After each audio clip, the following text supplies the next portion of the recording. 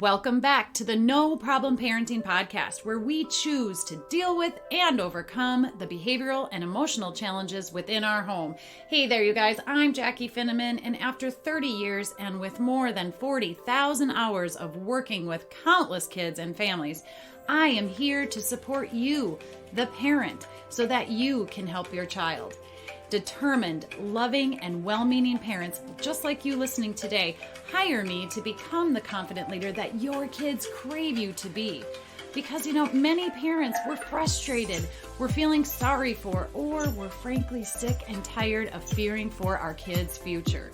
So I help you to deal with and overcome any behavioral challenge in your home with confidence through a model that I call No Problem Parenting. Whatever challenges you are experiencing with your kids right now, I promise you there is a solution. And the first step to finding out that solution is for you to become confident that you and your child can deal with and overcome the problems. I'm here for you to help pull you out of the fear or frustration or worry and to empower you as a parent again so that you can reclaim your family's peace. Now, if you need more information, if you want, you're like, yeah, right, Jaci, my problem's pretty big at home. Book a call with me. Let's chat. Let's see if we can figure this out. Go to noproblemparenting.com. Click on schedule a call with Jaci. The other thing that you can do is if you're ready to get started right away, you want to have immediate on-demand access to the 3 key things that I believe all parents need in their toolbox, in their parenting toolbox. Go to the noproblemparenting.com site and click on Get Started Now. You're going to get all access to the course, which is only 96 minutes, you guys. It's not even very long. It's jam-packed with information, foundational information, right? And so you're going to learn the 3 steps in there about seeking first to understand your child's behavior and your response to the child's behavior or your reaction, right? Why are you doing that? Step 2 is preparing for the worst. The more prepared we are, the better able we are to respond and be confident leaders for our kids versus reactionary drill sergeants and, just people there to tell them what to do and how to do it. And then step 3 is change the conversation. Having conversations with your kids is important, but what do you do when a kid won't even talk to you? Well, step 3, we're going to talk about how to get your kids to talk to you. I don't know how many times I've heard parents say to me, I wish we'd have known about this years ago. We wish we'd have known you years ago. Well, we can wish all we want. You're hearing about me now. Give me a call, schedule a time to chat. I want to help you. It feeds me. It's selfishly doing this work and helping parents.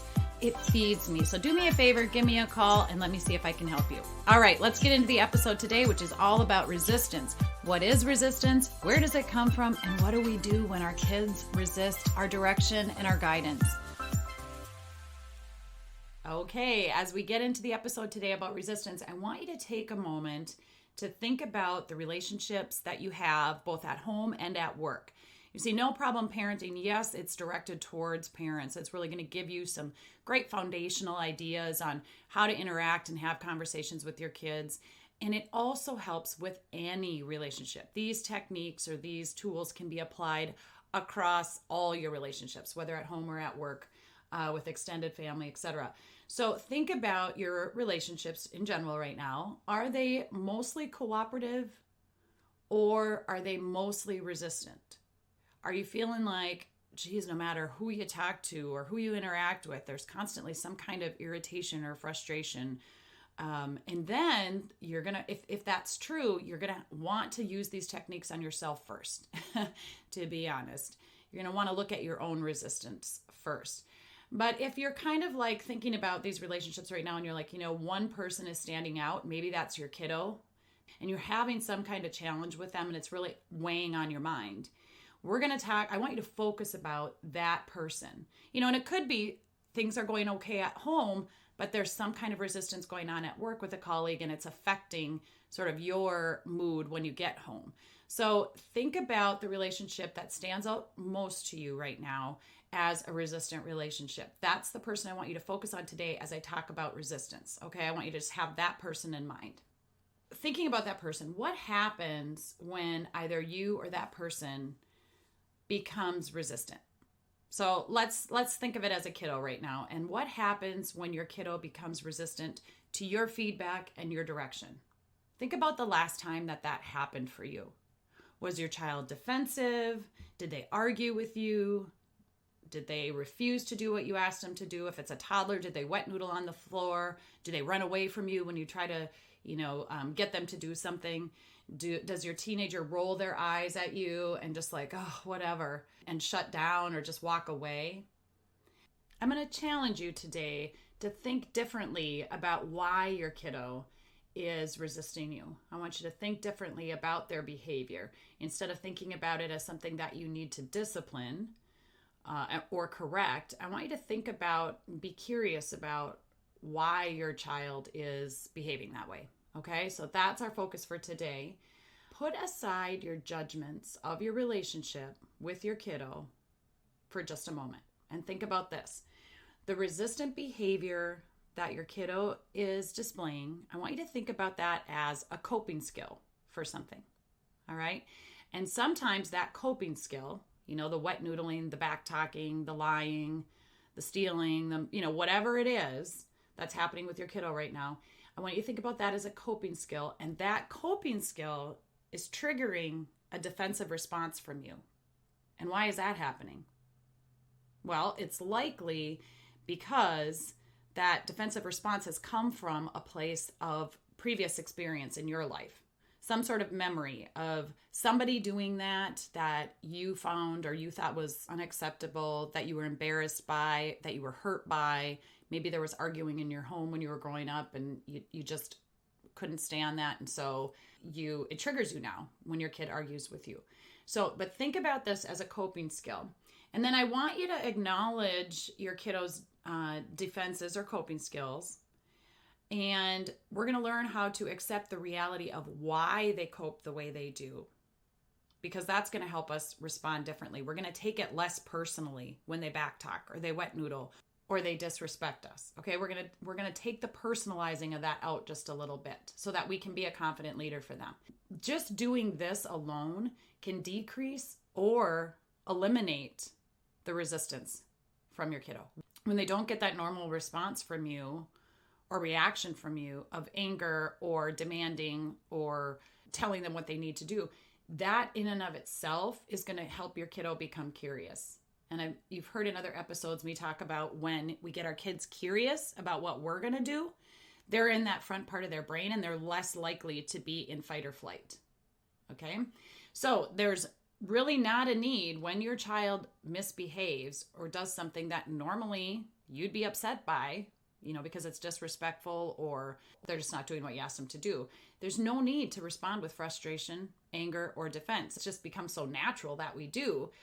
When somebody doesn't do what we ask them to do, we become defensive or we become angry or we feel like we have to, talk louder or prove our point or get more forceful with our words. Unless you have a really compliant kid, usually doing so, getting frustrated, is just going to feed the problem. It's going to create more problems.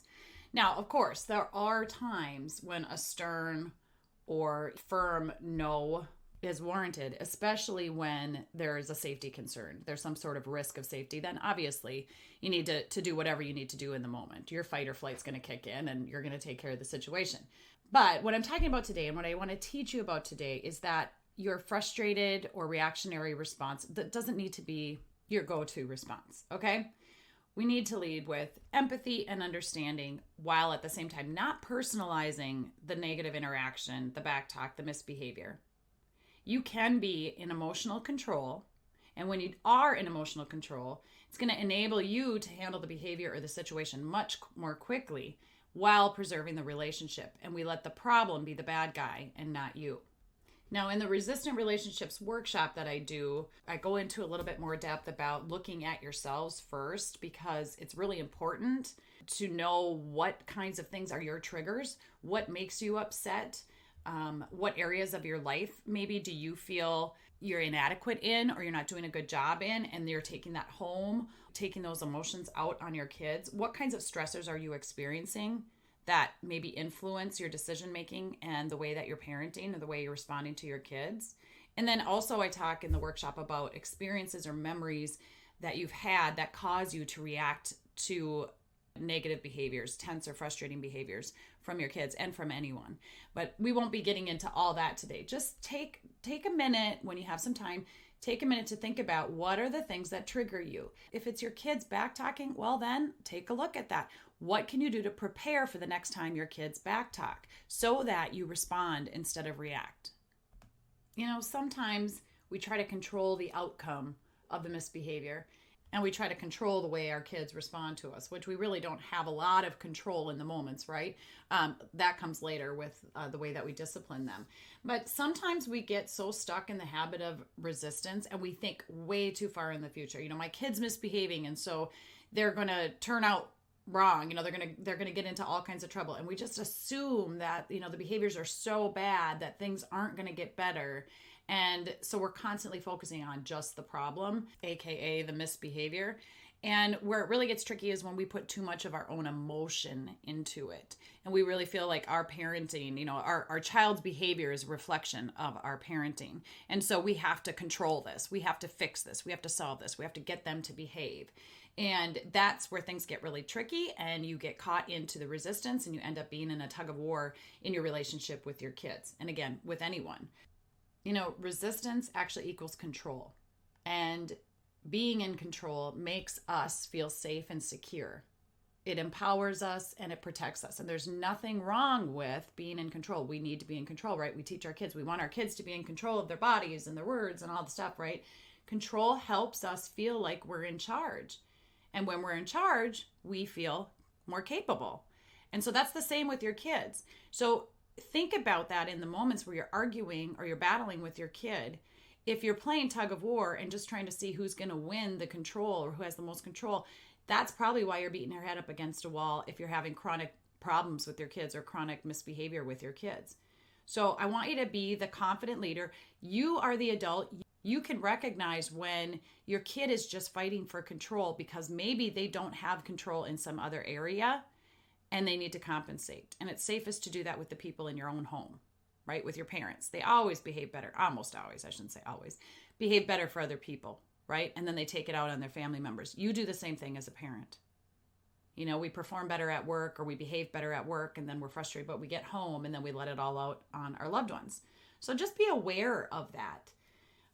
Too often we're responding with anger and our resistance or our need for control kicks in and then we escalate the situation. So when you're in resistant mode and when you feel like you need to be, you're getting caught in an argument or a battle with your kid, that's the time to stop the conversation, stop the interaction and say, you know what? I'm too frustrated to talk about this right now. I'll get back to you later. I'm going to handle this. I'm going to figure this out, but I'm going to have to get back to you later. Now, if it's a little one and you need them to stop, you can't get back to them later. Your goal is to stay calm and stay quiet as much as you can in those situations when they're misbehaving. And you're kind of watching them as an outsider melt down, throw a fit, and you're saying, I know, you're having a tough time. You don't want to do it. You don't want to do it mom's way. You don't want to do it dad's way. Take your time, have a nice little fit. Get it out of your system. And it's so fun to watch this because your kids, as they're melting down, you're thinking, this isn't working. My kid's still melting down. My kid's still throwing a fit. My kid's still back talking or, swearing at me or doing whatever. And when you take this calm approach, doesn't mean they're getting away with anything. You're going to take care of that and handle that later. And there's going to be some sort of consequence for the misbehavior. But in that moment, how many of you guys can identify with this, right? In the moment, rarely does it get the kid to stop the behavior without you getting emotionally involved, super upset, and feeling frustrated. So instead, when you don't respond with all that, you're not feeding the fire. You're not feeding the misbehavior. It's amazing what can happen. The kid all of a sudden is looking at you like, why aren't you yelling at me? Why aren't you trying to get me to stop? And you'll notice they begin to calm down. They begin to shift gears. The attention shifts to curiosity of why mom or dad is handling this different. Because you're not engaging in the resistant behavior in the moment. When your child's in meltdown mode, they can't think to reason. And so, I often tell parents, when your child's in that back part of their brain, that fight or flight part of their brain, don't take their words at face value. This is a big trigger for a lot of parents when kids are, being mean, yelling mean and hurtful things, back talking, all that. And we get really frustrated, obviously, when our kids do that. But if you're responding in that moment to those words, oftentimes it's not what the kid means to say. It's not, yes, it seems intentional. Yes, it seems like they very much want to backtalk you. Well, they do in that moment, right? But when everything's basically going well, they don't. They wouldn't normally talk to you that way. So just know, don't take that so personally, the words that they're saying. They're frustrated. And the consequence for that behavior can come later, because we don't want to just allow our kids to backtalk to us. That's not right. So later, when everybody's calm, you can go back to them and do the make it right technique, which you can get a free download of the make it right technique by going to the helloworldmn.com website, sign up to receive the newsletter, and then you'll get that free download of the make it right technique, which is just, asking your kiddo what happened. And then when they tell you what happened, you say, good job being honest, or good job telling the truth. And then you say, what are you going to do to make it up to me? Or what are you going to do to make it right? They may need some ideas. And then you allow them to handle that situation to make it right or make it up to the person that they harmed. All right. So how do we stay calm in those really tense moments? Well, you've already heard me talk about the pause. I talked about that in episode 1. And I know a lot of people give me crap. They're like, Jaci, geez, pause in those tense moments, put my hand on my heart and my hand on my stomach. And, that's really going to help anything. Yeah, it is. And it takes 6 seconds and it's super easy. But sometimes the most simple things that actually work, for some reason, we don't do them. We kind of poo-poo those ideas, right? It's got to be tougher than that. It's got to be trickier than that. And we think we make parenting in those situations so much harder. So, you don't want to use it, don't use it. But I'm telling you, if you stop in those moments, I can't get you to believe me. You actually have to try it to see it. If you stop in those moments and pause for 6 seconds before you respond or react to whatever behavior is going on in your kids, you will shift to your logic part of the brain, and you'll be able to parent as a confident adult and a confident leader instead of joining in on the misbehavior and battling with your kids. Now, I am not perfect. Anybody that knows me will tell you, they could probably tell you a lot. I still react. I still overreact. I still, get frustrated or tense because stress makes that happen. Or when we know we're not doing as good of a job as we could be doing on something, we're feeling less than or like not adequate enough, which is our own crap. It's our own stuff. It happens to all of us. So again, no judgment here. Like any parent, I do my best with what I've got or what I've been handed or what I've been dealing with in the moment in that day. And then I forgive myself when I mess up, and I go back and I do an apology with my son or whoever it is that I upset. And I feel bad about that. And then I like to do something to make it right. I use the make it right technique for myself. We need to be using empathy because empathy helps us stay out of personalizing the child's behavior and being resistant because we're personalizing that behavior and we're feeling this need to defend ourselves. We don't need to defend ourselves, and we don't need to jump on board with our child's feelings in those situations where they're upset. Empathy allows us to be leaders and to support our kids as they experience the hardships of not getting what they want, or being rejected by their peers, or feeling bad or sad or mad or scared or whatever about something. We want our kids to experience those things and be there for them so that they learn they can rely on us no matter what the problem is or no matter what poor decision they've made. But if we're reacting to the poor decisions or the misbehavior, as they get older, they tend to hide more things from us because they think, oh, if mom or dad knew that, they're going to freak out. And so they become sneakier and they misbehave and they take risks. When they do and it doesn't work out well for them, they don't come to us and share it with us because they don't think we can handle the misbehavior. They don't think that we're going to be able to love them and support them through the mistakes that they make. And I'm telling you, parents, by the time you get through the No Problem Parenting course or you work with me one-on-one, you're going to be excited for your kids to misbehave because you're going to feel so prepared to help them through their misbehavior and to be able to make right the things they've done wrong. Now, I'm not saying that we want to encourage our children to misbehave. Obviously not. But I hope that if my child's going to make these big mistakes, I want him to make those mistakes when he's with me and in my home versus, hiding the little mistakes or the big mistakes that he's done throughout the years and sneaking around. And then when he's, out of the house, he makes big mistakes just because I've kept him too structured or too boxed in. And that's a really tough thing to say as a parent because there's so much fear around our kids making mistakes that are going to affect them later in their life. And we just want to be there to protect them. And we want to, make sure that we're telling them all the things they need to do or not do or whatever. And, honestly, we just don't have that much control as parents. So the most important thing, and I'll say this about empathy, is using empathy so that your kids, even when they mess up, they'll still come to you. Even when they screw up, they're going to come to you and they're going to let you know, as hard as that might be, because they're going to trust that you're there to support them through it. They know you're not going to make it better for them, right? No Problem Parenting teaches that we want our kids to learn from their mistakes, and so we let them own their mistakes.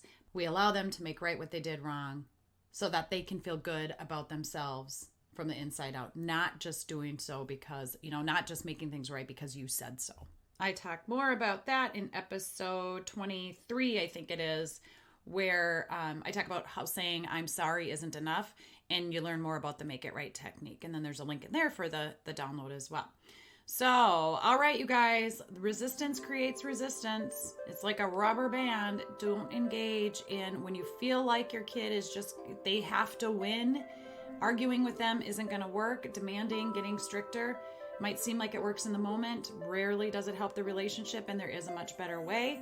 So stay out of those tug of war conversations with your kids. Delay those conversations until you can get your poop in a group and you can feel calm and you're not going to be resistant or reactive. And again, this idea, this technique of staying out of the battle or the conversation, you can use this in any relationship. With your partner, your spouse, trust me, I use it all the time, and I'm not always great at it because, again, we all have that reactionary fight or flight part of our brain, and sometimes, we get triggered and we respond in ways we're like, oh no, why did I do that? Why did I say that? And you get embarrassed and you're ashamed and there's all the things. It's all right. Take some time, forgive yourself, go back, make it right. All right, thanks for listening today, everybody. Hugs and high fives. You got this.